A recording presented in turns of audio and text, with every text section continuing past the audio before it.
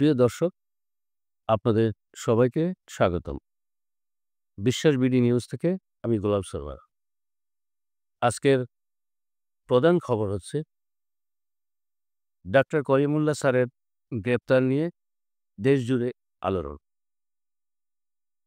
Doctor Kalimullah sir একজন স্বনামধন্য অধ্যাপক, চিকিৎসক এবং শিক্ষাবিদের হঠাৎ গ্রেপ্তার নিয়ে উঠেছে হাজারো প্রশ্ন। আজকের ভিডিওতে আমরা জানাবো কেন গ্রেপ্তার হলেন কলিমুল্লাহ স্যার, কী বলেছে পরিবার, সরকার এবং জনগণ, আর এর পেছনের রাজনৈতিক প্রভাব কতটা। প্রথমে একটু জেনে নেই কে এই অধ্যাপক ডক্টর DM কলিমুল্লাহ স্যার। তিনি একজন অভিজ্ঞ চিকিৎসক ছিলেন, ঢাকা মেডিকেল কলেজের সাবেক অধ্যাপক এবং স্বাস্থ্য খাতের একজন গুরুত্বপূর্ণ ব্যক্তি, এবং রংপুর বিশ্ববিদ্যালয়ের সাবেক উপাচার্য এবং সাবেক লেফটেন্যান্ট কর্নেল। তার নেতৃত্বে বহু চিকিৎসা প্রকল্প সফল হয়েছে এবং তিনি একজন সমাজভাবক মানুষ হিসেবেও পরিচিত। 2025 সালের আগস্ট মাসে, অর্থাৎ গতকালকেই, হঠাৎ করে আইনশৃঙ্খলা বাহিনী তাকে ঢাকার নিজ বাসা থেকে আটক করে। সরকারি তথ্য অনুযায়ী অভিযোগ হল একাধিক আর্থিক অনিয়ম ও সরকারি প্রকল্পের দুর্নীতি। তবে এখনও আদালতে অভিযোগ প্রমাণিত হয়নি।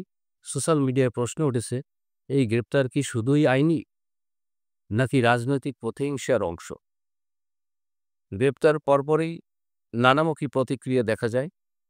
চিকিৎসক ও শিক্ষকদের বড় একটা অংশ মনে করেন এটি একটি অপমানজনক আচরণ একজন প্রবীণ শিক্ষাবিদের সঙ্গে। তবে রাজনৈতিক বিশ্লেষকরা বলেছেন এই গ্রেপ্তারের পিছনে সময়টা খুবই গুরুত্বপূর্ণ, খুবই তাৎপর্যপূর্ণ। 2026 সালের জাতীয় নির্বাচন সামনে রেখে সরকারের ভাবমূর্তি রক্ষা অথবা কিছু গোষ্ঠীর কণ্ঠ রোধ করার চেষ্টা, এমন বিশ্লেষণও রয়েছে। এটা কি কোনো বড় ঢেউয়ের ইঙ্গিত নাকি নিছক দুর্নীতির বিরুদ্ধে একক পদক্ষেপ? এখন প্রশ্ন হলো, আসলে কি কলিমুল্লাহ স্যার দোষী নাকি তিনি রাজনৈতিক বা ক্রিয়েটিভ ষড়যন্ত্রের শিকার? এই উত্তর পাওয়া যাবে কেবল সঠিক তদন্ত ও স্বচ্ছ বিচার প্রক্রিয়ার মাধ্যমে। আমরা চাই আইন হোক সবার জন্য সমান এবং সম্মান বজায় থাকুক সবার জন্য, বিশেষ করে জাতি গঠনের কারিগরদের জন্য। আপনার মতামত কি? কলিমুল্লাহ স্যারের গ্রেপ্তার কি ন্যায়সঙ্গত নাকি অন্যায় কিছু? নিচে কমেন্ট করে জানান। ভিডিও শেয়ার করুন, সাবস্ক্রাইব করুন আর সচেতন থাকুন দেশের খবর নিয়ে। ধন্যবাদ সবাইকে।